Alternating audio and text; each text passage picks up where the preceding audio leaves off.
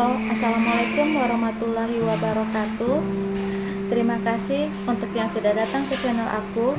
Kalau belum subscribe, tolong jangan lupa di subscribe, kemudian bunyikan lonceng, dan jangan lupa kasih like serta komentar biar aku makin semangat ya. Dokter Manis Tuan Muda, episode 45. Mata Zahira terbelalak ketika melihat apa yang dilakukan oleh Lily, wanita yang diketahui bernama Monica. Hanya dengan sedikit kali gerakan saja, hal cantik itu tergeletak tak berdaya di lantai.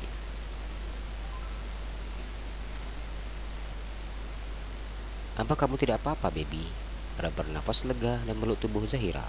Dan wajahnya tidak jelas bahwa pria itu sangat mencemaskan gadisnya. Zahira diam dengan tubuh yang gemetar. Apa dilihatnya saat ini membuat dirinya merasa takut, apalagi ketika melihat apa lakukan oleh Lily terhadap Monica. Ayo baby, kita ke ruanganku. Ara mengusap air mata mengalir deras di pipi Zahira.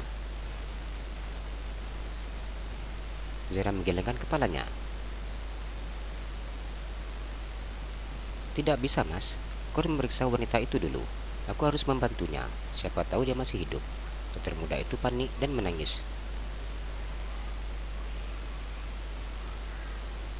Nona tidak perlu khawatir, dia tidak mati, hanya patah leher saja. Lily tersenyum. Zahira semakin takut ketika mendengar jawaban Lily. Senyum sang bodyguard juga berbeda. Tidak senyum sinis seperti biasanya, namun sebagai seorang psikopat yang tidak pernah merasa bersalah dengan apa yang telah dilakukannya.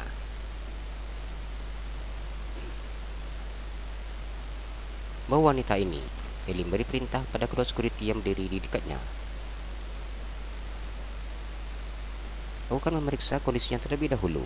Zahira tidak bisa percaya begitu saja dengan apa yang Lily katakan. Saat ini dia berada di kantor milik Arion.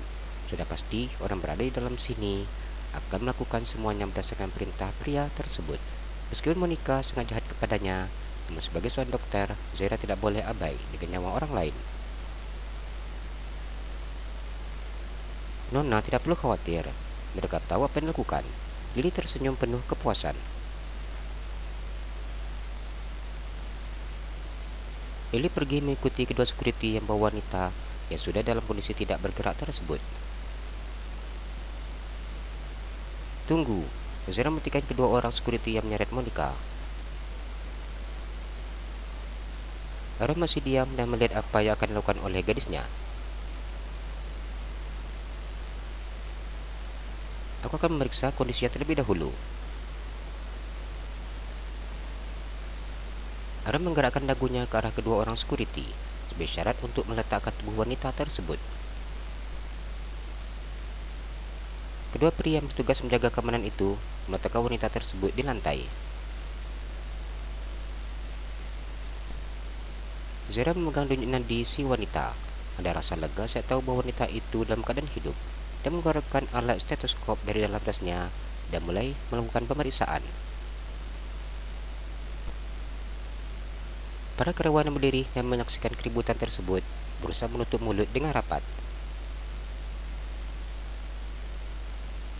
Mereka seakan tidak percaya ketika melihat gadis yang sangat muda dan cantik itu melakukan pekerjaan dokter. Awalnya mereka beranggapan bahwa Zahira mainan baru sang bos, dan biasa saja bosnya sudah memiliki gula bayi seperti kebanyakan yang dilakukan oleh pria berduit yang tidak ingin terikat dengan hubungan pernikahan.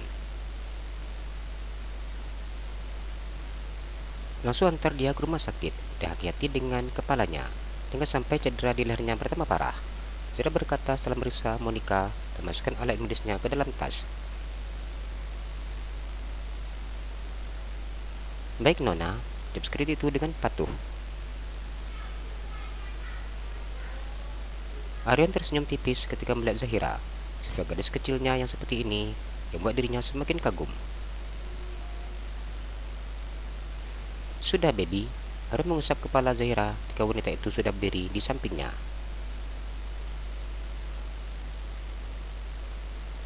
Zahira sangat kesal dan hanya diam sambil berjalan menuju Arion.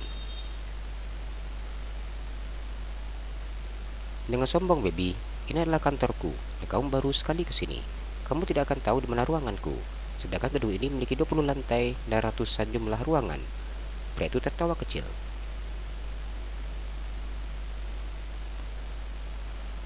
Bahkan aku sendiri tidak tahu berapa banyak jumlah ruangan di sini, ucapnya jujur. Zera yang baru menyadari hal tersebut hanya diam dengan menunjukkan wajah kesalnya. Seperti ini kau datang ke Sangkar Buaya.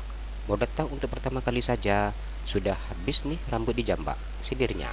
Bersyukur ada Lili. Kalau tidak mungkin rambutnya sudah habis ditarik dan kepalanya botak dibuat wanita itu. Maafkan aku, baby. Dia bukan kekasihku. Hanya saja wajahku ini terlalu tampan, sehingga buahnya gelap mata.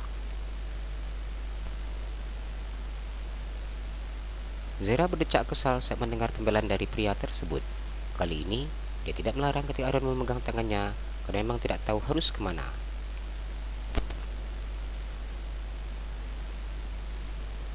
Wajah Dewi memucat ketika mendengar apa disampaikan oleh pria bertubuh tinggi di depannya. Wajah itu masih tidak percaya jika suaminya jadi seorang narapidana. Malu dan sedih bercampur menjadi satu. Mengapa David masih ditangkap? Padahal semua aset yang mereka miliki dan diketahui perusahaan sudah disita. Maafkan saya, Nyonya. Saya harus memberitahukan ini kepada Anda. Jujur, sebenarnya saya tidak tega apabila kondisi Anda sekarang sedang hamil. Pria itu berkata dengan raut sedih.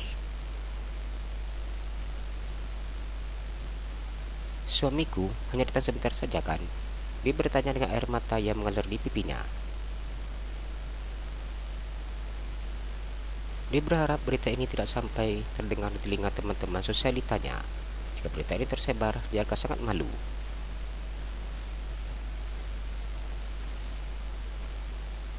Untuk hal ini, belum bisa dipastikan, Nyonya. Hanya saja dari kasus yang terjerat Tuan David, ia memberatkan kasus percobaan pembunuhan yang dilakukan terhadap Tuan Arion. Tuan David tidak bisa mengelak karena mereka memiliki bukti yang kuat.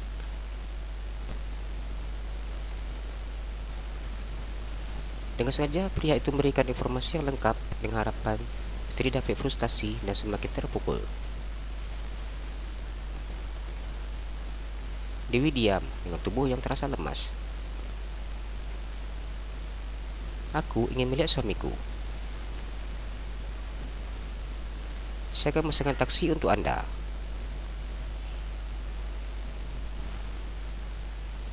Dewi menganggukkan kepalanya. Wanita itu sangat senang karena masih ada orang yang mau membantunya. Pada kondisinya sudah seperti ini. Namun anak buah suaminya dengan sukarela mau menolong.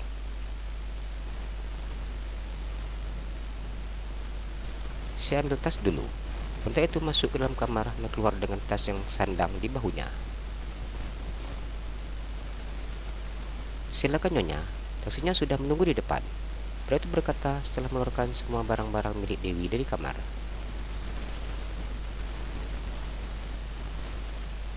Terima kasih. Dan Dewi langsung keluar menuju ke arah mobil taksi yang sudah menunggunya. Meskipun tubuhnya terasa lemas, wanita itu tetap masuk ke dalam taksi, harus bertemu dengan suaminya. Dewi tidak tahu di mana suaminya ditahan, namun sepertinya supir taksi itu sudah mengetahui tujuannya dan si supir memberhentikan taksinya tepat di depan kantor polisi. Untuk uang ongkosnya sudah dibayar. Supir taksi itu memandang penumpangnya. Terima kasih, jawab Dewi yang kemudian turun dari dalam mobil. Jalan-jalan ke Pekanbaru, jangan lupa beli sepatu. Kalau kamu suka channel aku, please subscribe aku. Terima kasih.